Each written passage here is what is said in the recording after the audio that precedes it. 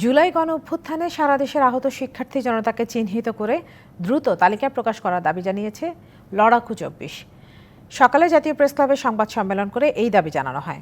গত ৭ই আগস্ট থেকে লড়াকু ২৪-এর একটি দল আহতদের তালিকা তৈরির কাজ শুরু করে। ৪টি হাসপাতাল পরিদর্শন করে ৯৭ জন আহতের তালিকা প্রস্তুত করে, যেখানে ৩৩ জন শিক্ষার্থী ও ৬৪ জন শ্রমজীবী। সংবাদ সম্মেলনে অভিযোগ করা হয়, সরকার এবং সংশ্লিষ্টরা বারবার সরকারি খরচে বিনামূল্যে চিকিৎসার উদ্যোগের কথা বললেও তা যথাযথভাবে বাস্তবায়নে গাফিলতি করছে।